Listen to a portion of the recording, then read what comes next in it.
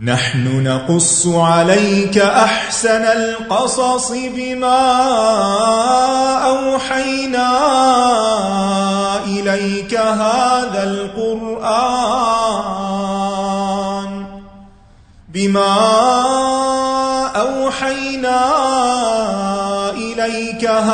القرآن وإن كنت من قبله لمن الغافلين.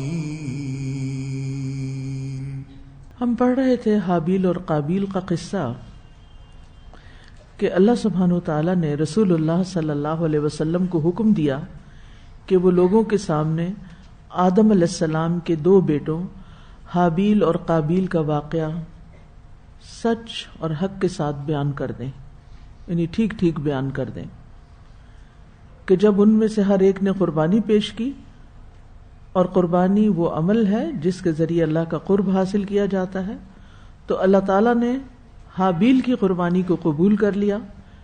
کیونکہ وہ متقی تھا، تقوی والا تھا. اور قابیل کی قربانی قبول نہیں کی کیونکہ اس کے اندر تقوی نہیں تھا.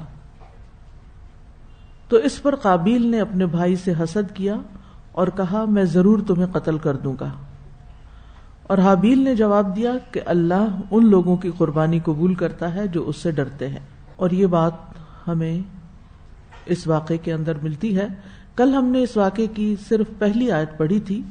آج ہم اسی آیت پر مزید غور و فکر کریں گے اور اس سے کچھ اسباق نکالیں گے. وَاتْلُ عَلَيْهِمْ نَبَأَ ابْنَيْ آدَمَ بِالْحَقِّ إِذْ قَرَّبَا قُرْبَانًا فَتُقُبِّلَ مِنْ أَحَدِهِمَا وَلَمْ يُتَقَبَّلْ مِنَ الْآخَرِ قَالَ لَأَقْتُلَنَّكَ قَالَ إِنَّمَا يَتَقَبَّلُ اللَّهُ مِنَ الْمُتَّقِينَ. اور آپ انہیں آدم کے 2 بیٹوں کی خبر ٹھیک ٹھیک پڑھ سنائیں. جب ان دونوں نے قربانی پیش کی تو ان میں سے ایک کی قبول کر لی گئی اور دوسرے سے قبول نہ کی گئی. اس نے کہا میں تجھے ضرور قتل کر دوں گا. پہلے نے کہا اللہ تو صرف متقی لوگوں سے ہی قبول کرتا ہے. تو وَاتْلُ عَلَيْهِمْ نَبَأَ ابْنَيْ آدَمَ بِالْحَقِّ. نبی صلی اللہ علیہ وسلم سے خطاب کیا جا رہا ہے کہ آپ ان لوگوں کو آدم کے 2 بیٹوں کی کہانی حق کے ساتھ بیان کر دیں.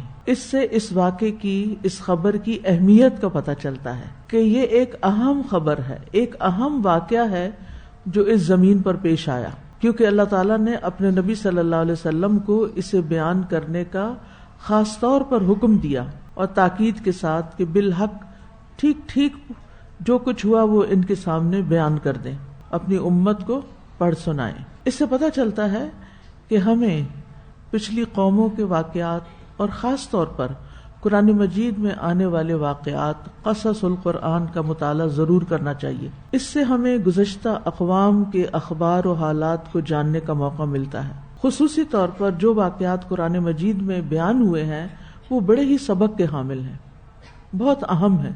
ان کا چناؤ اللہ سبحانہ تعالیٰ نے کیا ہے، جن کے الفاظ بھی چنے ہوئے ہیں، جن کے معنی بھی، اور جن میں ہمارے لیے جو فائدہ ہے اس کو بھی سامنے رکھا گیا ہے، اس کو بیان کیا گیا ہے.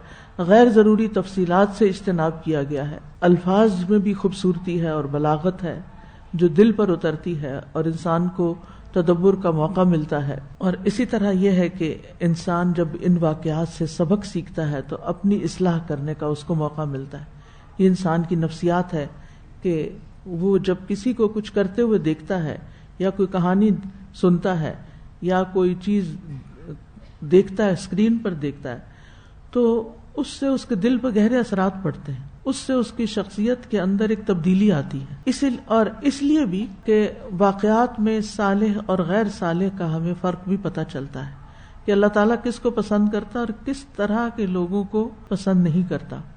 تو ہمیں کیسا بننا ہے اور کیسا نہیں، کیونکہ جب انسان کوئی کہانی پڑھتا ہے نا تو اس کے مختلف کردار ہوتے ہیں، تو وہ کسی نہ کسی کردار کو اپنا لیتا ہے یا اس کہانی کا حصہ بن جاتا ہے بعض اوقات، اور وہ اس کہانی کے مین کردار کی شکل میں اپنے آپ کو ڈال کے اسی طرح ایکٹ کرنے لگتا ہے. مینٹل ایکٹ ہو یعنی مینٹلی ویسے ہی ایکٹ کر رہا ہوتا ہے. تو اس لیے ان واقعات کو پڑھنا بہت ضروری ہے جنہیں اللہ تعالیٰ نے قرآن مجید میں بیان کیا ہے. اور اس کے علاوہ نیک لوگوں کی سیرت، انبیاء کی سیرت، صدیقین کی، صالحین کی، وہ بھی بہت ضروری ہے جو قرآن مجید کے علاوہ ہے. ہم ہر روز نماز میں پڑھتے ہیں اہدنا الصراط المستقیم، اللہ ہمیں سیدھا راستہ دکھا، اور ساتھ ہی سیدھے راستے کی وضاحت بھی آ جاتی ہے کہ سیدھا راستہ کن کا راستہ ہے؟ صراط الذین انعمت علیہم، ان لوگوں کا راستہ جن پر تو نے انعام کیا. تو انعام یافتہ لوگوں میں سب سے اول نمبر پر کون ہے؟ انبیاء. اور انبیاء میں سے سب سے اول درجے پہ کون ہے؟ رسول اللہ صلی اللہ علیہ وسلم. لہذا ہمیں آپ کی ولادت سے آپ کی وفات تک آپ کی ساری سیرت کا علم حاصل کرنا چاہیے، اور خاص طور پر وہ سیرت کہ جب اللہ تعالیٰ نے آپ کو رسالت کے ساتھ تکریم عطا کی، عزت عطا کی، تو آپ کے حالات زندگی، آپ کے اخلاق، آپ کی عبادات، آپ کی دعوت، آپ کے اعمال، یہ سب ہمیں معلوم ہونے چاہیے تاکہ ہم آپ کی مکمل پیروی کر سکیں، کیونکہ ہمیں اس کا حکم دیا گیا نا، لقد کان لکم فی رسول اللہ اسوۃ حسنہ. تو قرآن مجید کے واقعات کے مطالعے کے علاوہ سیرت رسول صلی اللہ علیہ وسلم کا مطالعہ ہم سب کے لیے نہایت اہم ہے، اور پھر اسے آگے اپنی نسلوں تک لے جانا بھی ہم پر فرض ہے، ان کو بھی روشناس کرائیں. اور اس میں کوئی شک نہیں ہے کہ جب ہم نبی صلی اللہ علیہ وسلم کی سیرت پڑھتے ہیں تو اس سے ہمارے ایمان میں، ہماری آپ سے محبت میں اضافہ ہوتا ہے، اور اس سے ہمارے لیے آپ کا اتباع آسان ہو جاتا ہے. قل ان کنتم تحبون اللہ فاتبعونی یحببکم اللہ. گویا قرآن پڑھ کر ہمیں اللہ سبحانہ تعالیٰ سے محبت ہوتی ہے، یعنی اللہ تعالیٰ سے محبت کا ذریعہ ہے قرآن کا پڑھنا. جو ہم قرآن سمجھ سمجھ کے پڑھتے جاتے ہیں ہماری محبت میں اضافہ ہوتا چلا جاتا ہے، اللہ تعالیٰ کے ساتھ ہمارا ایک تعلق مضبوط ہوتا جاتا ہے. اور جو ہی ہم اللہ تعالیٰ سے محبت کرنے لگتے ہیں تو پھر ضرورت پیش آتی ہے اس بات کی کہ ہم کون سے کام کریں کہ جس سے اللہ تعالیٰ ہم سے خوش ہو جائے. اور وہ اللہ تعالیٰ نے ہمیں بتا دیے ہیں کہ رسول اللہ صلی اللہ علیہ وسلم اسوہ حسنہ ہے، اور رسول اللہ صلی اللہ علیہ وسلم کی پیروی اللہ کی محبت حاصل کرنے کا ذریعہ ہے. لہذا سیرت کا مطالعہ بے حد ضروری ہے، اور سیرت رسول صلی اللہ علیہ وسلم کا خاص طور پر، اور اس کے بعد آپ کے ساتھیوں کا، صحابہ کرام اور صحابیات کی سیرت. جس نے یہ نہیں پڑھی اس کا دین ادھورا ہے، اس نے دین کا لطف نہیں پایا، اس کو پتہ ہی نہیں چلا کہ اس دین کی اصل روح کیا ہے. کچھ لوگ قرآن کو تو مان لیتے ہیں لیکن حدیث کو نہیں مانتے، سیرت کو نہیں مانتے، اور اس کو ایک غیر ضروری چیز سمجھ کر چھوڑ دیتے ہیں. وہ کہتے ہیں مسلمان بننے کے لیے خالی قرآن پڑھنا کافی ہے. کافی نہیں ہے، حدیث بھی وحی الہی ہے، اور جو چیز وحی الہی سے ہمیں ملی ہو اس کو ماننا چاہیے یا جھٹلا دینا چاہیے؟ اس کو ماننا چاہیے. یعنی یا تو ہم کہنا کہ یہ وحی نہیں ہے، یعنی حدیث جو ہے وہ وحی نہیں ہے، کیا آپ یہ کہہ سکیں گے؟ نہیں کہہ سکتے. دلیل کیا ہے؟ وما ينطق عن الهوى ان هو الا وحی یوحى، کہ نبی صلی اللہ علیہ وسلم اپنی خواہشات سے، اپنے دل کی من پسند، جیسے ہم اپنے دل میں جو آتا ہے بولنا شروع کر دیتے ہیں، تو نبی صلی اللہ علیہ وسلم اپنے دل کی باتیں نہیں کرتے رہتے. ان ہوا الا وحی یوحى، تو حدیث بھی وحی ہے قرآن مجید کی اس آیت کے مطابق. تو جو چیز وحی سے ثابت ہو اس کا انکار نہیں کیا جا سکتا، اس کا انکار کرنے سے دین خلل میں آ جاتا ہے. اور اگر ہم اس پر ایمان رکھتے ہیں تو ایمان کا تقاضا کیا ہے؟ پھر ہم کیا کریں؟ پھر ہم اس پر عمل کریں. اور عمل کرنے کے لیے کیا کرنا ہوگا؟ العلم قبل القول والعمل، علم حاصل کرنا ضروری ہے بات کرنے سے پہلے اور عمل کرنے سے پہلے. دوسرا اہم سبق جو ہمیں ملتا ہے اس آیت سے وہ یہ ہے کہ ہمیں حق اور ثابت شدہ بات پر عمل کرنا چاہیے، اوتھینٹک پہ. اکثر ہمارے پاس خبریں آتی اور ہم بغیر تحقیق اور تصدیق کے ان پر عمل کر لیتے ہیں. بہت سے ٹوٹکے ہم پڑھتے سنتے ہیں، بہت سی اور اسی طرح کی چیزیں. اور اب تو یہ باقاعدہ ایک یعنی یوٹیوب کے ذریعے ایک کاروبار چل پڑا ہے لوگوں کے علاج کا، صرف یوٹیوب کے ٹوٹکے سن کے اور چیزیں دیکھ کر. بہت سے لوگ تو خود ہی حکیم بن گئے اور اپنے علاج خود شروع کر دیے، بھلے وہ چیز ان کے مزاج کے موافق ہو یا مخالف ہو، الٹا نقصان دینے والی ہو. کیونکہ حکیم جب آپ کا علاج کرتے ہیں تو نبض دیکھ کے کرتے ہیں کہ آپ کا مزاج کیا، اور اس مزاج کی تقسیمات ہیں، اور اس کے مطابق چیز سجیسٹ کرتے ہیں. ایک چیز ایک شخص کو نہایت فائدہ دے سکتی ہے اور وہی چیز دوسرے کو نہایت نقصان دے سکتی ہے. تو اس لیے ہر چیز کو اپنے ہاتھ میں نہیں لے لینا چاہیے. تو کس خبر پر ایکشن؟ آپ دیکھیے کہ ایک آپ نے خبر سنی، ایک کان سے سنی دوسرے سے نکال دی، کچھ یقین کیا کچھ نہیں کیا، کوئی بات نہیں. اب کیا کریں؟ اتنی زیادہ نوائز پولوشن ہے، اتنی زیادہ چیزیں انوانٹیڈلی آپ کو سنا دی جاتی ہیں، بتا دی جاتی ہیں کہ آپ کو انٹرسٹ نہیں بھی ہوتا. اب مثلا آپ یوٹیوب لگاتے ہیں تو کیا ہوتا ہے، بیچ میں ہی کوئی ایڈ آ جاتا ہے. آپ تو نہیں سننا چاہتے، الہی کہ آپ پریمیم لیں، لیکن وہ ہر ایک کے بس کی بات نہیں. تو اب وہ بیچ میں ایڈ آ گیا، اب آپ صرف انتظار کر رہے ہیں کہ گزر جائے، لیکن اس انتظار میں آپ نے کیا کچھ سنا نا. اچھا، کچھ چیزوں کو تو ہم بیزاری سے سنتے ہیں اور کچھ چیزوں میں ہم انٹرسٹ لینے لگتے ہیں، غور کرنے لگتے ہیں، اچھا اور کیا، اور پھر اس کے پیچھے بھی لگ پڑتے ہیں. جو کر رہے تھے وہ بھول جاتے ہیں، اور جو بیچ میں انٹرپشن آئی اس ڈائیورٹ ہو جاتے ہیں، راستہ گم کر بیٹھتے ہیں اپنا. بہرحال اب جب تک یہ انفارمیشن صرف آپ کے کانوں تک ہے نا تو بس ایک بودریشن ہے، لیکن اگر یہ انفارمیشن جو رانگ انفارمیشن ہے آپ کے دل پہ اتر جاتی اور آپ اس کو اپنے علم کا ایک حصہ بنا لیتے ہیں اور اپنے گمان کا ایک حصہ بنا لیتے ہیں، تو یہاں سے آپ کا نقصان شروع ہو جاتا ہے. اور پھر اس سے آگے بڑھ کر آپ اس پر ایکشن لے لیتے ہیں، وہ کام کرنے بھی لگ. کتنے ہی لوگ لٹے ہیں اسپیم میسجز پڑھ کر کہ انہوں نے جھوٹی خبروں پہ یقین کیا اور جو اپنے پاس سرمایہ تھا مزید حاصل کرنے کے چکر میں وہ بھی لٹا دیا. میں پرسنلی ایسے لوگوں کو جانتی ہوں جن کے ساتھ یہ ہو چکا ہے. تو ہمیں ہر طرح کی خبر پر، ہر طرح کے واقعے کو سن کے ایکشن نہیں لینا. اسی طرح بعض اوقات بچے ایک دوسرے کی شکایتیں لے کر آتے ہیں، ہمیں صرف ون سائیڈڈ سٹوری سن کے ایکشن نہیں لینا.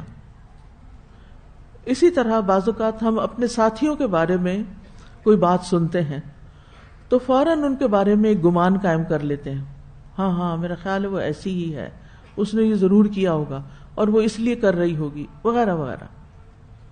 اب اس کا نقصان کیا ہوتا ہے؟ انسان تقوی کی جو اوپر والی سیڑھی تھی نا اسے نیچے آ جاتا ہے اور یوں انسان اپنے عمل پر بات کر بیٹھتا ہے. کیونکہ جو ہی آپ سیدھا رستہ چھوڑ کے غلط رستے پہ چلے آپ اپنی منزل سے دور ہو گئے. اذ قربا قربانا فتقبل من احدهما ولم يتقبل من الاخر.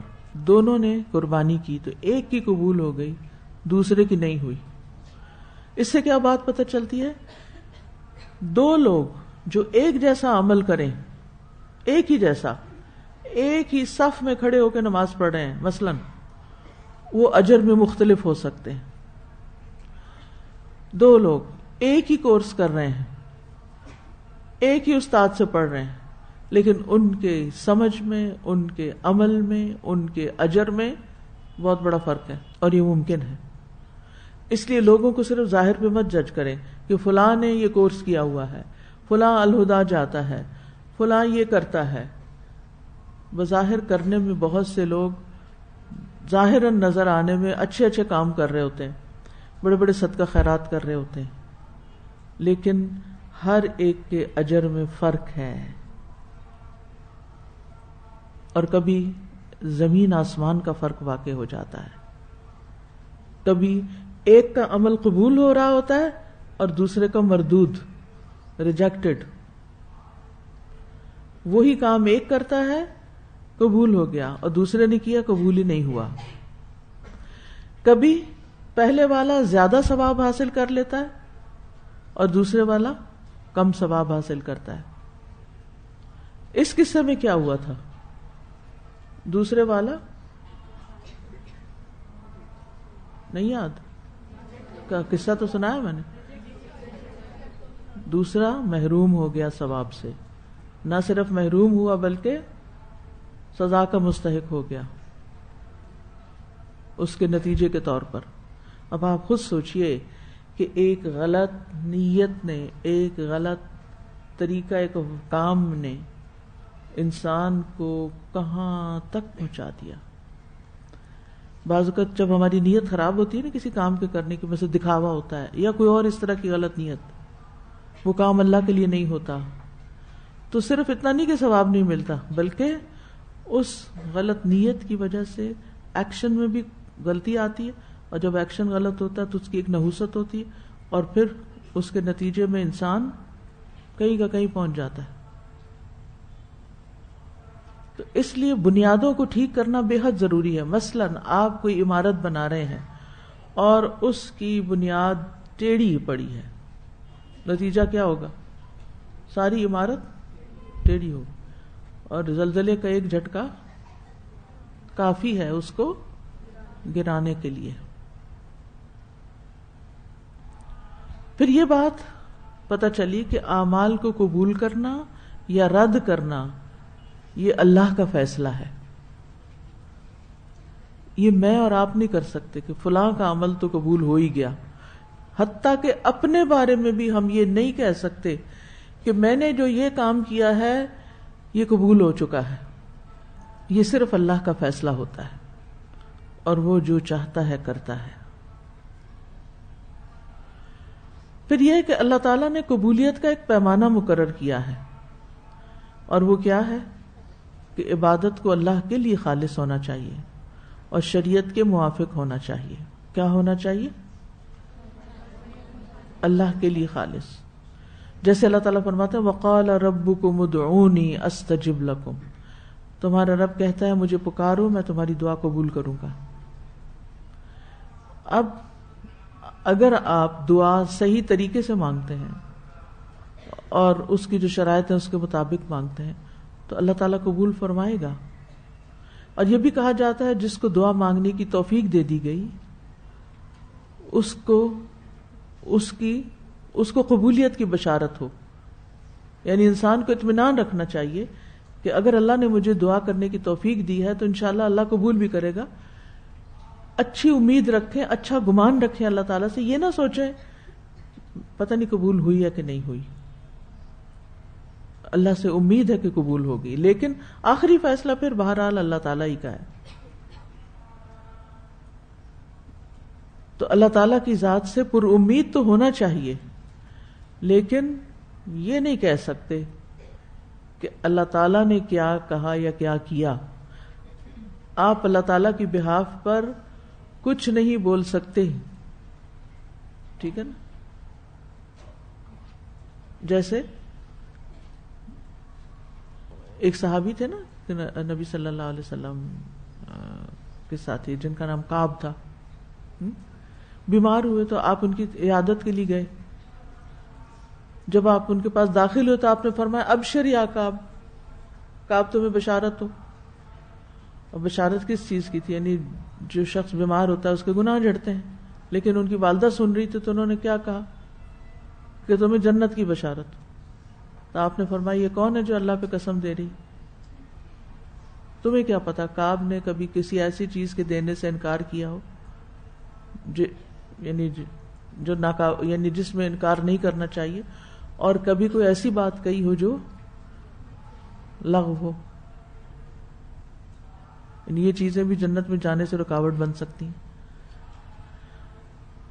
مراد یہ تھی کہ احتیاط کا معاملہ ہے۔ کسی کو ہم یعنی بعض اوقات ہم دیکھتے ہیں کچھ لوگوں کو انتہائی نیک ہیں، ہر کام بڑا اچھا کرتے ہیں، تو ان کے بارے میں ہمیں امید لگ جاتی ہے کہ یہ تو جنت میں جانے والے، اور ہم دنیا میں ہی فیصلے سنانے لگتے ہیں۔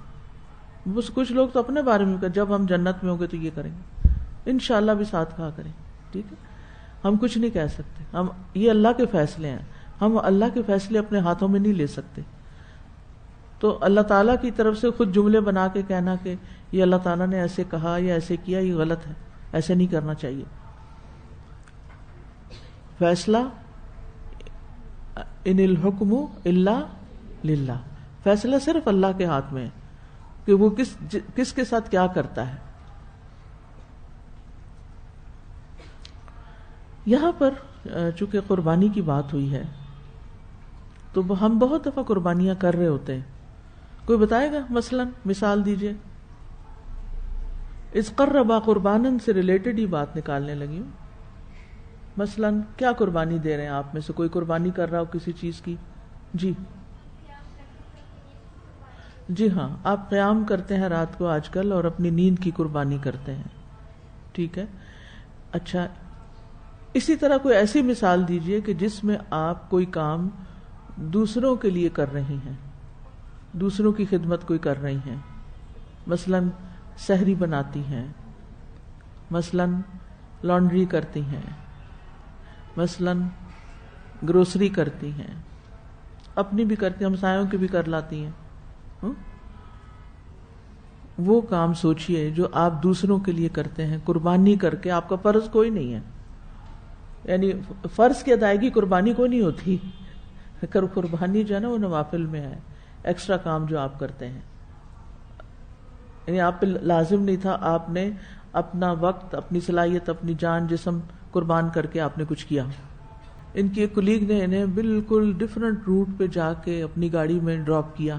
اس طرح کے چھوٹے چھوٹے کام ہوتے ہیں یا بڑے کام ہوتے ہیں جو ہم دوسروں کے لیے کرتے رہتے ہیں. ٹھیک ہے، جب بھی ہم کچھ ایسا کریں تو اپنے آپ سے ضرور پوچھیں کہ میں نے یہ قربانی کیوں کی، کیونکہ سیکریفائس کرنا ایک مشکل کام ہے، کیونکہ ہر قربانی قبول نہیں ہوتی. آپ نے ایک مشکل کام کیا اور اللہ نہ کرے وہ قبول نہیں ہوا تو گھاٹا ہی گھاٹا ہے یا نہیں؟ سمجھ رہے ہیں بات؟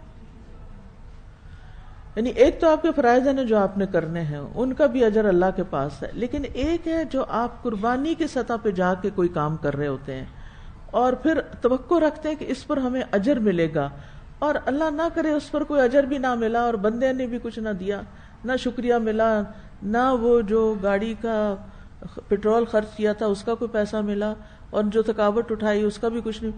انسان کہاں کھڑا ہے؟ اگر کچھ بھی قربانیوں کے صلے میں کچھ بھی نہ ملا تو کہاں کھڑے ہیں ہم؟ یہ بڑا اہم سوال ہے جو ہمیں اپنے آپ سے پوچھنا چاہیے کہ میں جب اپنی نیند کی، اپنے آرام کی، اپنے مال کی، اپنی جان کی، اپنے وقت کی، اپنی نیند کی قربانی کرتی ہوں تو کیوں کرتی ہوں؟ کیوں کرتی ہوں؟ یعنی جب کوئی ایسا کام کرے تو سوچے what was the motive behind, میرا موٹیو کیا تھا، مقصد کیا تھا، محرکات کیا تھے، جسے محرک کہتے ہیں، کس نے حرکت دیا آپ کو کہ یہ کریں. اور بعض لوگ ہوتے ہیں انہیں تو ماشاءاللہ قربانیاں کرنے کی عادت ہوتی، انہوں نے ہر کام آگے بڑھ کر والنٹریلی اپنے ذمہ لے لینا ہوتا، جو ان کا کام ہوتا کوئی نہیں. کہیں کوئی دیکھا، کہیں کسی کا کوئی کام ہے، کوئی مشکل ہے، میں کر دیتی ہوں، میں کر دیتی ہوں. کچھ لوگ اتنے اچھے ہوتے ہیں، ہر ایک کے کام آتے ہیں. ایسے لوگ بھی زندگی میں نظر آتے ہیں. بڑی حیرت ہوتی ہے مجھے کبھی ان کو دیکھ کے کہ ان کا کتنا حوصلہ ہے. جو کام کوئی نہیں کرتا وہ آگے بڑھ کے کہتے میں کر لوں گی. اف، چھٹی کا وقت ہے، سب گھروں کو جا رہے ہیں اور میں پیچھے رک کے اوروں کے حصے کا بھی کام کر لوں گی. اتنا مشکل ہے نا نفس پہ جبر کہ سب تو چھٹیوں پہ جا رہے ہیں اور ہم اپنی چھٹی کٹا دیں کہ کوئی بات نہیں، میں ریسپشن پہ کھڑی ہو جاؤں گی کیونکہ لوگوں کو بھی ضرورت ہے، اعتکاف والے بیٹھے ہوئے ہیں اور آ رہے ہیں اور جا رہے ہیں، چھٹیاں ہو چکی ہیں عید کی اور میں ڈیوٹی کر لیتی. کئی ایسے ہوتے وہ پاسٹ میں الہدا میں ماشاءاللہ ایسی بچیاں رہی ہیں جن کی قربانیوں کی وجہ سے ہی الحمدللہ اللہ تعالیٰ نے اس ادارے کو ترقی دی ہے کہ انہوں نے بہت بڑی بڑی سیکریفائسز کی. کبھی ایسا بھی ہوا کہ ہم سب کراچی میں تھے اور عید آ گئی اور ہم آ نہیں سکتے تھے اپنے گھروں کو، تو ہم نے ہاسٹل میں عید کی. یعنی ایسے وقت بھی گزرے. الہدا سال کے کسی ایک دن بھی بند نہیں ہوتا تھا، نہ ریسپشن بند ہوتی تھی اور نہ ہی یعنی اٹینڈ کرنے والے، کوئی نہ کوئی ڈیوٹی پہ ضرور ہوتا تھا. اب یہ قربانی ہوتی ہے نا. تو کچھ لوگ ایسے بھی ہوتے ہیں، کچھ مائیں ایسی ہوتی ہیں کہ جو اپنی جوان بیٹیوں کو اپنی خدمت سے نکال کے دین کی خدمت کے لیے، کسی ادارے کی خدمت کے لیے بھیج دیتی. کچھ لوگ ہوتے ہیں جو اپنے ذاتی اہم کاموں کو پیچھے کر کے دوسرے کا کام پہلے کر دیتے ہیں. کوئی لوگ ہوتے ہیں کیو میں کھڑے ہیں، کسی بزرگ کو دیکھتے ہیں تو انہیں کہتے ہیں بابا جی آپ آگے آ جائیں، پہلے آپ لے لیں چیز، میں آپ کی جگہ آ جاتی. ایسے بھی ہوتے ہیں، اپنی جگہ ان کو آفر کر دیتے ہیں، اپنی سیٹ دوسرے کو آفر کر دیتے ہیں. یعنی بے شمار مثالیں ہیں نا جو قربانیوں کی ہیں. پاکستان ہی قربانیوں کے ساتھ بنا، لوگوں نے اپنی جانیں قربان کی تھی اس ملک کو بنانے کے لیے. تو قربانیوں کی تو ایک لامتناہی تفصیل ہے جس میں اس وقت جا نہیں سکتی. مثالیں صرف اس لیے دے رہی ہوں کہ آپ کا ذہن جاگ جائے. ہاں یہ سارے کام قربانی کی سطح پر ہوتے ہیں، لیکن ہم میں سے ہر قربانی کرنے والے کو یہ ضرور سوچنا چاہیے کہ اگر میں ان لوگوں میں سے ہوں جو قربانی کی سطح پر زندگی گزار رہے ہیں، ہر چیز میں قربانی کرنے کو تیار ہو جاتے ہیں اللہ کی خاطر، تو واقعی کیا اللہ کے لیے کرتے ہیں؟ کیا وجہ کیا ہوتی، کیوں کرتی؟ آپ نے یہ بات اپنے پاس لکھنی ہے. کیا میں کسی کے لیے کوئی قربانی کرتی ہوں؟ پہلے تو اپنے آپ سے پوچھیں. مثلا آج آپ نے کتنے کام قربانی کر کے کیے؟ پھر اگلا سوال اپنے آپ سے پوچھیں کہ میں یہ کیوں کرتی ہوں، یہ کیسی عادت ہے؟ اس کے محرکات لکھیں. مثلا اگر آپ اپنے سسرالی رشتہ داروں سے اچھا سلوک کرتے ہیں تو کیوں کرتے ہیں؟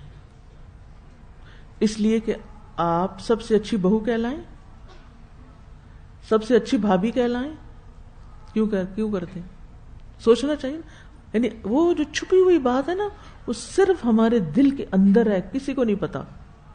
اور بعض اوقات وہ ایسی چھپ کے جگہ بنائے ہوئے ہوتی ہے کہ خود ہم بھی نہیں جان رہے ہوتے، ہم بھی بے ہوش ہوتے ہیں اس سے. پھر جب کوئی پوچھتا ہے ہم سے، جھنجھوڑتا ہے، تو پھر سوچتے ہیں واقعی میں کیوں اپنے سسرال کے ساتھ اچھی ہوں؟ اچھا میں اپنے بچوں کے ساتھ کیوں اچھی ہوں؟ میں ان کے ساتھ صبر کا معاملہ کیوں کرتی ہوں؟ تاکہ یہ باپ کے مقابلے میں مجھے زیادہ اہمیت دے کہ میری ماما بہت اچھی ہیں. یہ چھپی نیتیں جو چھپ کے اندر جگہ بنائی ہوئی ہے نا جنہوں نے، ان کو اللہ سب جانتا ہے. اور پھر ہم خود اپنے آپ کو جانتے ہوتے ہیں، لیکن ہم نے اپنے اوپر پردہ ڈالا ہوا ہوتا ہے. پھر اسی طرح میں لوگوں کو افطاریاں کیوں کرواتی ہوں، ہر روز اپنے گھر دعوت کیوں کر لیتی ہوں. کچھ لوگ ہوتے ہیں نا، ہر روز افطاری پہ کسی نہ کسی فیملی کو بلا لیا، سارا دن تھکے اکے خوب کام کیا اور بلا لیا. کیوں؟ کیا ان کی نظر میں اچھا بننے کے، یہ کہلانے کے لیے، مرنے کے بعد یہ کہلانے کے لیے کہ فلاں بڑی مہماندار تھی، فلاں خاتون بڑی نیک تھی، بڑی مہماندار تھی، کسی آنے والے کو کھانا کھلائے بغیر گھر سے جانے نہیں دیتی تھی. یہ چیزیں ہمارے بزرگوں کے اندر بہت تھی، ہماری نسل میں کم ہو گئی ہیں، لیکن وہ انہی باتوں پہ ایک دوسرے کی تعریف کر رہے ہوتے تھے. فلاں بہت کھانا کھلانے والا ہے، فلاں بہت خیر کے کام کرنے والا ہے، فلاں بڑا تہجد گزار ہے، فلاں بڑا فلاں. یعنی قربانی کی سطح کے کاموں کی بڑی تعریفیں ہوتی ہیں. اور بعض اوقات ہم یہ کام مجبوری سے بھی کر رہے ہوتے ہیں، مجبوری سے کر رہے ہوتے ہیں، ہمارا دل نہیں ہوتا. اب امی نے بلا لیا، آؤ کچن میں ہیلپ کرو. اب امی کے ادب کی وہ کلاس میں آیت پڑھی تھی، وہ بالوالدین احسانا، تو اب بول تو کچھ نہیں سکتے، زبان بند رکھنی ہے، لیکن اندر دل کا حال کیا ہے؟ ان سارے سٹیپس میں دل کا حال دیکھنا ہے. دل میں کیا ہے، سوچ کیا ہے. اگر مجھے گھر والوں، ادارے والوں، سسرال والوں کے ساتھ اچھا سلوک کرنے پہ مجبور کیا جا رہا ہے، ایک ڈسپلن کیا جا رہا ہے، جیسے آپ الہدا میں آتے ہیں تو آپ کو ڈسپلن کیا جاتا ہے، ہاسٹل میں رہتے ہیں تو ڈسپلن کیا جاتا ہے کہ آپ نے موبائل نہیں رکھنا، آپ نے کئی چیزوں کی مجھے نہیں معلوم، آپ نے یونیفارم پہننا ہے، ٹھیک ہے نا، آپ نے ایسا لباس نہیں پہننا، وغیرہ وغیرہ، دیر سے نہیں آنا، کام پورا کرنا ہے، امانتیں پوری کرنی، تو بہت ساری چیزیں ہوتی ہیں. اب یہ کچھ کام ان میں سے مجبور کر کے کیے جاتے ہیں، آپ کو مجبور کیا جاتا ہے، کیونکہ ہمارا نفس ایسی چیز ہے نا جس کو بعض اوقات مجبوری کر کے کروانا پڑتا کام. تو اس وقت کہ آپ کے پاس جس وقت کوئی اور آپشن نہ ہو، بس یہی آپشن ہے، یہی کرنا ہے، اب اس وقت یہی کر. مثلا اس وقت آپ کے پاس آپشن نہیں ہے کہ یہاں سے بھاگ جائیں، آپ مجبوراً بیٹھے ہوئے ہیں، مجبور کیا گیا کہ یہ کلاس لینی ہے آپ کو، ٹھیک ہے. اب جب کوئی بھی ایسی سچویشن ہوتی ہے کہ جس میں آپ کو مجبور کیا جاتا ہے اس کام کے کرنے پر جو آپ کا دل راضی نہیں ہوتا، اس وقت دل کی کیفیت کیا ہے، اس وقت آپ کی نیت کیا ہے وہ کام کرنے کی. کیونکہ آپ کا اجر اس کے مطابق ہے. ایک شخص آتا ہے، انٹر ہوتا ہے اسی دروازے سے شوق اور محبت کے ساتھ، آج دیکھیں کیا بات ہوتی ہے، اللہ تعالیٰ کی رضا کے لیے ہر قدم اٹھاتا ہے. اور ایک ہوتا ہے کہ وہ باہر بیٹھنے نہیں دے رہے تو اندر ہی جانا ہے. دونوں کے اجر میں فرق ہے. اور یہ فرق کہاں سے شروع ہوگا؟ ظاہر سے نہیں، یہ بھی ادھر ہی بیٹھا ہے، یہ بھی ادھر ہی بیٹھا ہوا ہے، دونوں یہیں بیٹھے ہیں. فرق کس سے ہے؟ دل کی کیفیت سے، ایمان کی کیفیت سے، کہ کس دل کے ساتھ بیٹھے. پھر فرق ہے کہ کس دل کے ساتھ سن رہے ہیں، پھر فرق ہے کہ کس دل کے ساتھ اس پہ عمل کر رہے ہیں، کس دل کے ساتھ اس کو شیئر کر رہے ہیں، کس دل کے ساتھ پھر وہ اس کو ریفلیکٹ کرتے ہیں. بعض اوقات اچھے رویے سے پیش آنا کسی خاص ماحول یا عہدے یا ریپوٹیشن کی بنا پر انسان کی ضرورت بن جاتا ہے. مثلاً آپ ریسیپشن پہ ہیں، اب آپ کی ضرورت ہے کہ آپ تھکے ہوئے ہیں، آپ کا دل ہے نہیں ہے، آپ کو ہر آنے والے کو اسمائل کر کے بات کرنی، ٹھیک ہے. اسی طرح جیسے کوئی شخص کسی خاص عہدے پہ، اسکول کے پرنسپل ہیں، کوئی ٹیچر ہیں، دینی ادارے سے تعلق رکھتے ہیں، الہدا سے تعلق رکھتے ہیں، گھر کی نیک نام بہو ہیں، محلے کی نیک باجی ہیں، بڑی نمازی ہیں، حجابی ہیں، مسلمان ہیں. اب یہ کچھ مخصوص قربانیاں ہیں یا مخصوص کام ہیں جو ہم کرتے ہیں اور یہ ہماری معاشرتی ضرورت بن جاتے ہیں. معاشرتی ضرورت ہے نا کہ اگر ایز اے ٹیچر میں نے ایسے بہیو نہ کیا تو یہ بچے کیا کہیں گے. تربیت ڈپارٹمنٹ ہے تو اس کی اپنی کچھ مجبوریاں ہیں کہ وہ اگر ایسی حرکت کرے گا تو باقی کیا کریں گے.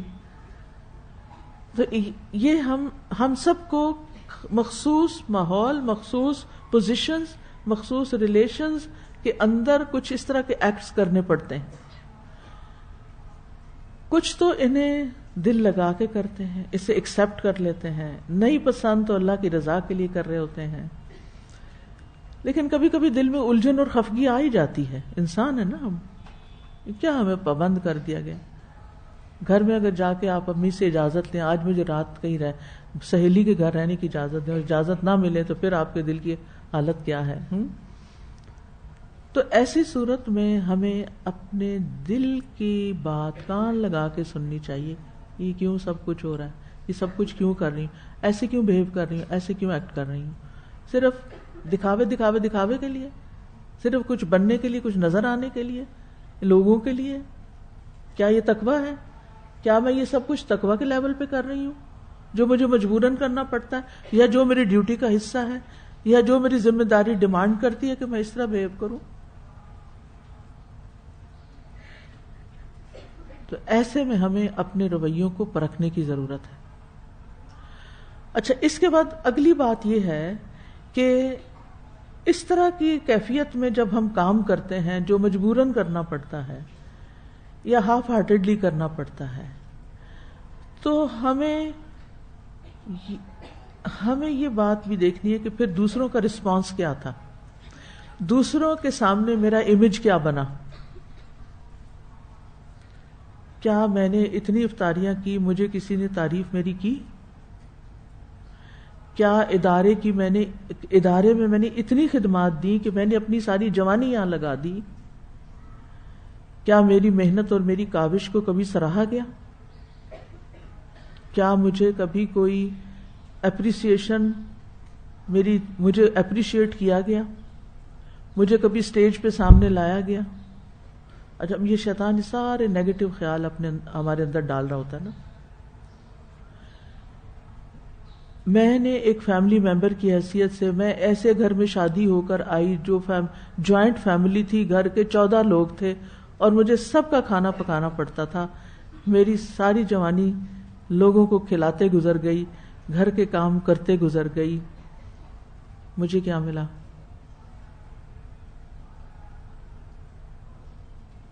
کیا ملا؟ لوگوں سے تو کچھ بھی نہیں ملا. لوگ تو کھا پی کے چلے گئے اپنے اپنے گھروں کو. انہوں نے ان کی شادیاں ہو گئی، ایک کے بعد ایک دیور، ایک نند کی، ایک اس کی شادی ہو گئی. سارے اپنے اپنے گھروں کو چلے گئے، وہ اپنی لائف انجوائے کر رہے ہیں. آج مجھے تو کوئی پوچھتا بھی نہیں ہے، کسی کو یاد بھی نہیں ہے کہ میں نے بچپن میں اس کی نیپیاں بھی صاف کی تھی. اپنے بچوں کی تو کرتے ہی ہیں، لیکن کسی اور کی، بہن بھائیوں کے بچوں کی.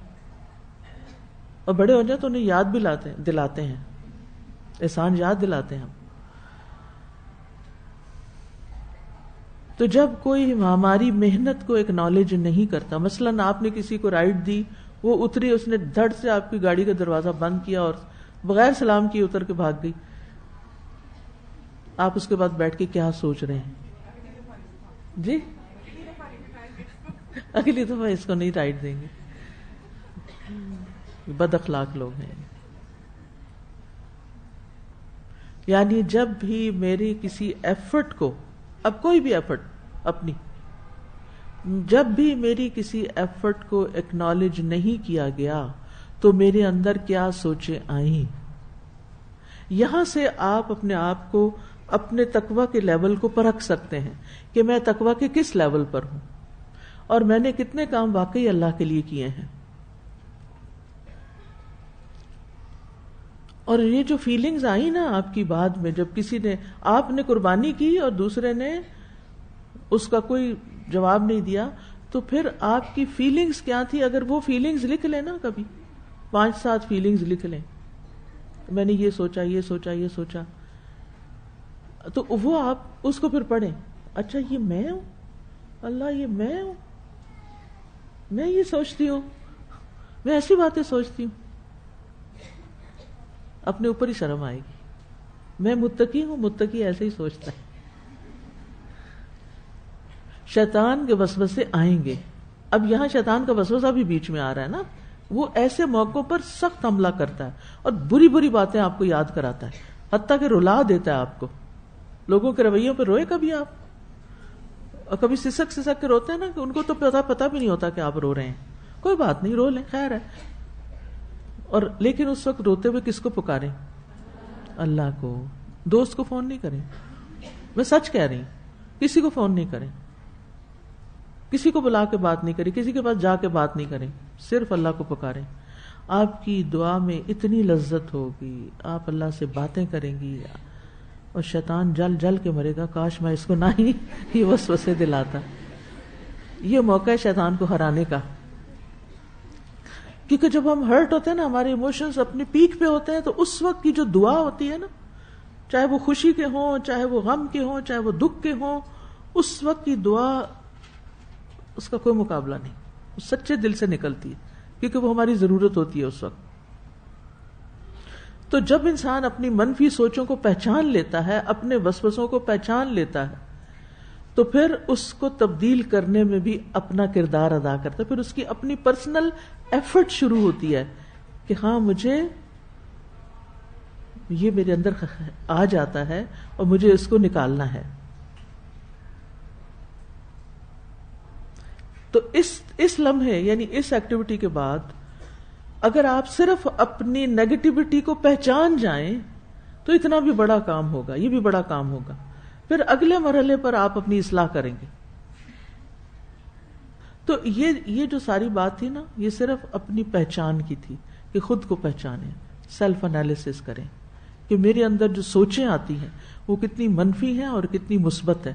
ایک اچھا کام کر کے انسان منفی سوچوں کا شکار رہے، کس قدر افسوس کی بات ہے کہ اس کی نیت کتنی پھر خراب ہوگی اور اس کا عمل کتنا بیکار ہوگا. اس کو نہ یہاں کچھ ملا، نہ آگے کچھ ملا.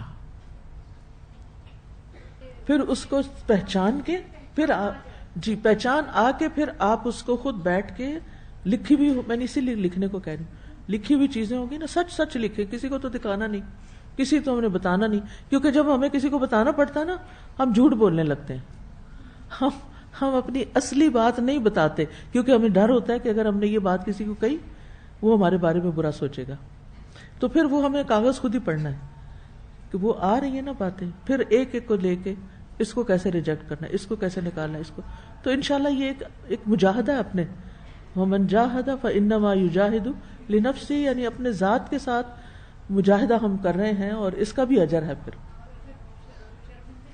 شرمندگی، ریگریٹس، توبہ، دعا، بالکل بالکل انشاءاللہ۔ تو سوال یہی ہے کہ جب میرے گھر میں، ادارے میں، ورک پلیس پہ، سسرال میں میرے رول اور قربانیوں کو میرے ساتھی، میرے شوہر، میرے بچے، میرے دوست کم اہم سمجھتے ہیں یا اعتراف نہیں کرتے، تو میرے اندر کون کون سے جذبات کے طوفان اٹھتے ہیں، کیسی کیسی سوچیں ابلتی ہیں، یہ آپ نے لکھنی ہے۔ تو یہ سوال ہو گیا کہ اس وقت میرے اندر کیا جذبات اٹھتے ہیں، کیسی سوچیں ابلتی ہیں۔ بعض لوگ تو یہاں تک سوچتے ہیں کہ میں اس شخص کو قتل کر دوں، جیسے قابیل نے کہا تھا۔ تو دوسروں سے اچھائی کرنے کے بعد میرے معاملات خراب کیوں ہو جاتے ہیں، دوسروں سے اچھائی کرنے کے بعد میری کیا کیا توقعات ان سے پیدا ہوتی ہیں، جبکہ ہم کہہ یہ رہے ہوتے ہیں کہ یہ سب کچھ میں اللہ کے لیے کر رہی ہوں، ٹیگ یہ لگایا ہوا ہوتا ہے اللہ کے لیے کر رہی ہوں، لیکن جب ہماری توقعات کے مطابق نتیجہ نہیں نکلتا، ہمیں رسپانس نہیں ملتا، تو پھر ہم کیا سوچتے ہیں اور کیا کرتے ہیں، اس سے آپ کو اندازہ ہوگا کہ آپ کس کے راستے پہ چل رہے ہیں۔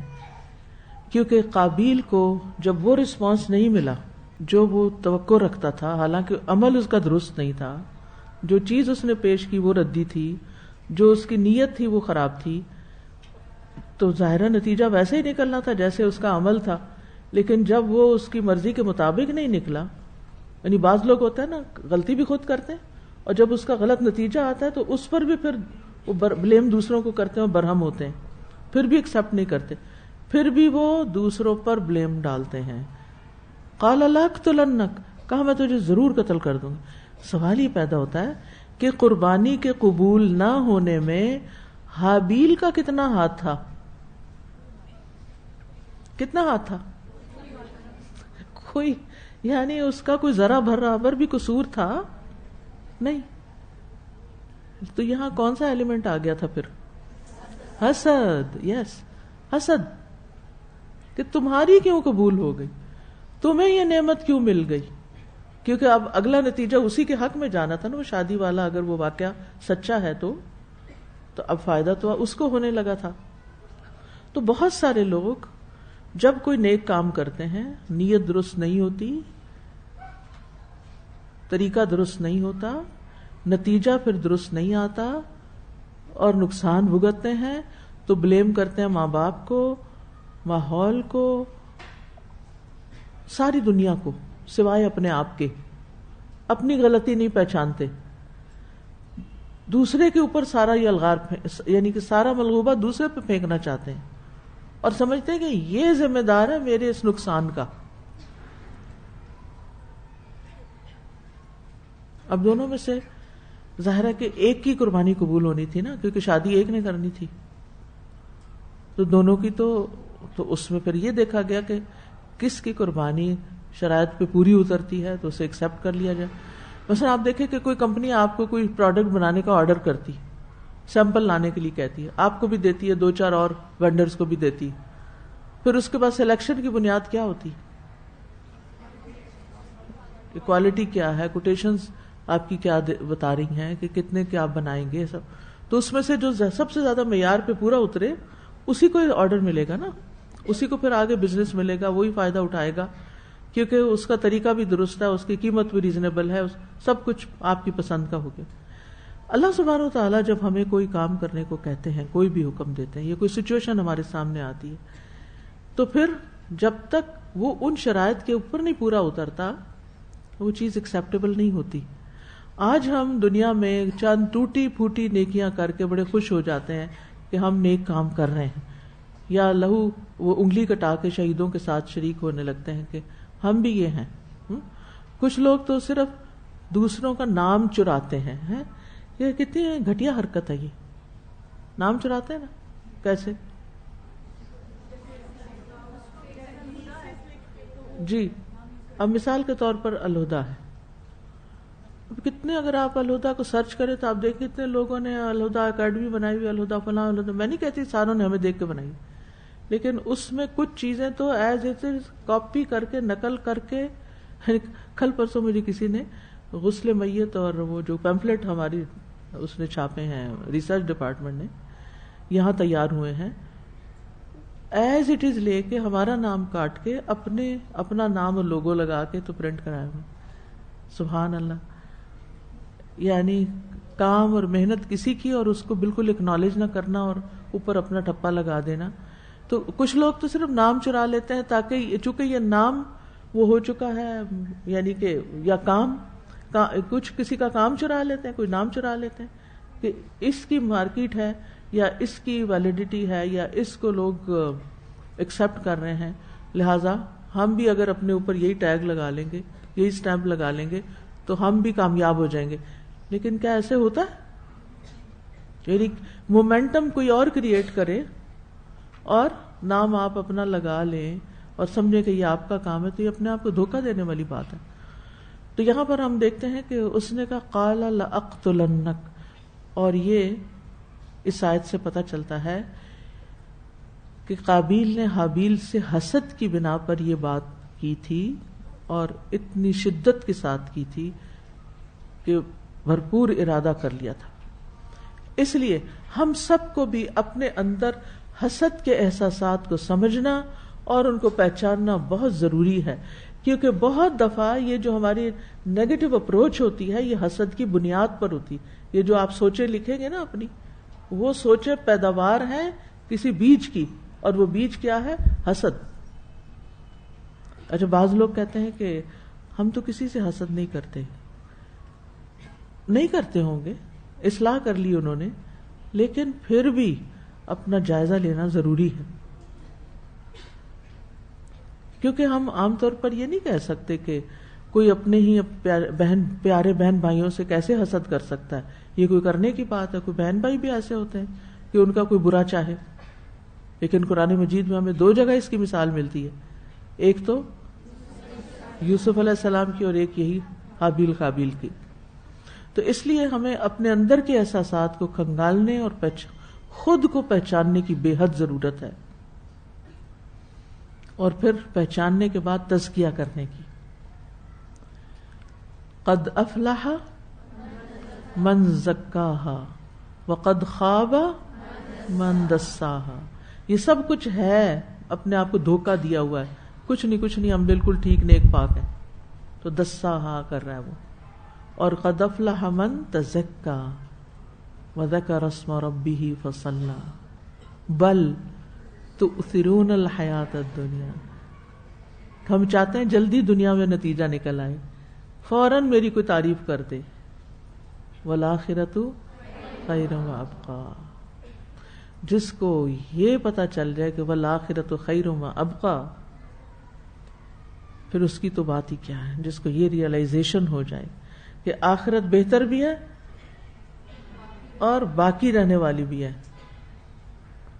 یعنی آپ اپنے امیجنیشن میں 2 ڈاٹ, ایک ڈاٹ لگائیں اور اس وہاں سے ایک لکیر کھینچنی شروع کریں, اور دوسرا کوئی ڈاٹ ہے ہی نہیں آگے, تو کہاں تک کھینچیں گے؟ انفینٹی. اس کے مقابلے میں اپنی زندگی کے بھی 2 ڈاٹ لگائیں, ڈیٹ آف برتھ لکھیں اور ڈیٹ آف, وہ آتی ہے نا لوگوں کے نام کو, وہ فلاں مولانا حالی اس تاریخ کو پیدا ہوئے اور اس کو فوت ہوئے, تاریخ پیدائش تاریخ. اب اس انفینٹ لائن میں آپ اپنی جو زندگی ہے اس کو 2 ڈاٹ سے شروع کریں, 2 ڈاٹ سے شو کریں. کتنے ہوں گے؟ کتنی ہوگی اس سارے کے مقابلے میں؟ یہ یعنی آپ لکیر, میں نے کل پوسٹ بھی کی تھی آپ کو ایک جو حکمت کی, آپ ہیں حکمت کی بات گروپ میں؟ آپ سب ہیں؟ نہیں ہے میرے خیال کوئی بھی نہیں آپ ایسے. ہوتا یہ ہے کہ جو کلاس میں ڈسکشن ہوتی ہے الحمدللہ اس پہ لوگ اپنے ریفلیکشنز لکھتے ہیں اور پھر میں وہ پوسٹ کر دیتی ہوں اس میں گروپ میں. تو وہ دوسروں کے اس وقت تو ٹائم نہیں ہوتا نا کہ جو لوگ سوچ رہے ہیں, جو میں مثلا میں تو ادھر سوچ رہی ہوں اور بول رہی ہوں نا, آپ ماشاءاللہ سب سوچ رہے ہیں اور کچھ نہ کچھ آپ کے دل کے اندر چل رہا ہے, لیکن وہ سب سننے کا وقت نہیں ہے. تو کچھ لوگ ماشاءاللہ اتنے اچھے طریقے سے اس کو مجھ سے بھی کہیں زیادہ بہتر طریقے سے اس کو ایکسپریس کر کے دوسروں کے لیے فائدے کا بنا دیتے ہیں. تو اس سے یہ فائدہ ہو جاتا ہے کہ یعنی ریکال ہو جاتی ہیں چیزیں, اور اس کے ساتھ ساتھ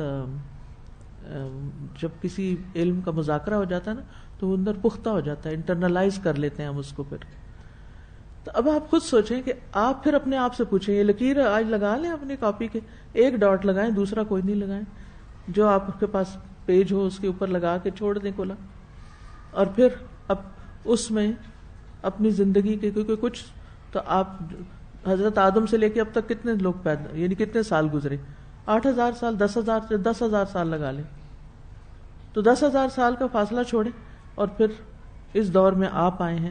اپنی زندگی چلے 100 سال لگا لیں, جو کہ ہونی نہیں. زیادہ تر امکانات یہی ہیں ہماری جو صحتوں کے احوال ہیں اور جو ایوریج ایج ہے ہماری. چلے جو ایوریج ایج ہمارے ملک کی ہے وہی لگا لیں اپنی, اور خواتین کی جو ہے وہ لگا لیں. اچھا, اس کو آپ دیکھیں اس لمبی لائن کے مقابلے میں, اور پھر آپ دیکھیں کہ تھوڑے سے برزخ کی زندگی قبر میں کتنا رہنا ہے. چلے اس میں 10,000 سال لگا لیں فار ایگزامپل, پھر حشر کا میدان 50,000 سال لگا لیں, اور پھر اس کے بعد تو لکیر ختم ہی کوئی نہیں ہونی. کہاں اجر لینا چاہتے ہیں, کہاں واقعی آخرت میں لینا چاہتے ہیں؟ اگر کیوں نہ یہی ملنا چاہیے, یہ جو چھوٹی سے 2 ڈاٹ ہے نا جڑے جڑے, یہاں مل بھی گیا تو کتنا ملا. لم یلبسوا الا عشیۃ او ضحاہا. اس ساری ہماری جو جرنی ہے نا روح کی سول کی, اس میں لم یلبسوا الا عشیۃ او ضحاہا, صبح کا پہر یا شام کا کچھ پہر ہے, دیٹس اٹ. یہ ہماری زندگی. اس کے لیے ہم روتے ہیں کہ ہمیں صلہ نہیں ملا, ہمیں کچھ نہیں ملا, ہم بد نصیب ہو گئے, ہم بد قسمت ہو گئے, میں نے اتنی محنت کی مجھے کسی نے کچھ دیا ہی نہیں, تعریف کے 2 لفظ بھی نہیں بولے, میری کوئی قدر ہی نہیں کی, مجھ سے کسی نے محبت ہی نہیں کی. کہ یہ ساری باتیں رونے کی بیکار ہیں. اگر آپ کو ان سب تکلیفوں پہ صبر کی وجہ سے بے حساب اجر, انما یوفی الصابرون اجرہم بغیر حساب, وہ مل جائے تو کیا ہی کہنے. کچھ کھویا آپ نے؟ کچھ بھی نہیں. تو اس لیے بہت ضروری ہے کہ ہم اپنے حسد کو خود پہچانیں. اور حسن بصری کہتے ہیں کہ آدم کی اولاد میں سے کوئی بھی نہیں مگر اس کے ساتھ حسد کو پیدا کیا گیا ہے. یہ ہر انسان کی ویکنس ہے, ہر انسان کے اندر کسی نہ کسی درجے میں یہ بیماری پائی جاتی ہے. جیسے کہا جاتا ہے کہ کینسر سیلز ہر بندے کے اندر ہیں, لیکن کچھ کے وہ گرو ہو جاتے ہیں اور کچھ کے ختم ہوتے رہتے ہیں. تو یہ ہماری مٹی میں گوندا گیا ہے حسد. اس پہ ملامت نہیں کہ کیوں ہے, ملامت اس صورت میں ہے جب انسان حسد کے تقاضے کے مطابق کوئی بات کرے یا کوئی کام کرے. یعنی اگر دل میں آ گیا ہے کوئی بات نہیں, اگر آپ نے منہ سے بولنا شروع کر دیا ہے یا اپنے عمل میں ظاہر کرنا شروع کر دیا ہے, یہاں سے ہی معاملہ گڑبڑ ہو گیا. تو انشاءاللہ تعالی کل ہم پڑھیں گے حسد کیا ہے, اس کی تعریف, اور پھر اس کے اوپر کچھ ایکٹیویٹی کریں گے انشاءاللہ تعالی, تاکہ ہم اللہ کرے کہ ہم اپنی اس کمزوری پہ قابو پا, ہم یہ تو نہیں کہہ سکتے ہم اسے ختم کر سکتے, ہم اس کمزوری پہ قابو پا سکیں تاکہ ہم اس چھوٹی سی زندگی کو خوشگوار طریقے سے گزار سکیں, دوسروں کی نعمتیں دیکھ دیکھ کے خوش ہوتے رہیں, اور نعمتیں اور لوگوں کو بانٹنے والے بنے, دینے والے بنے, لوگوں کو خوش دیکھنے والے بنے, اچھی اچھی چیزوں کے لیے کوشش کریں اور اپنی زندگی کو خوشگوار بنائیں, اس کو بھی اور ہمیشہ کی زندگی کو بھی. وآخر دعوانا ان الحمد للہ رب العالمین. سبحانک اللہم وبحمدک اشہد ان لا الہ الا انت استغفرک واتوب الیک. السلام علیکم ورحمۃ اللہ وبرکاتہ.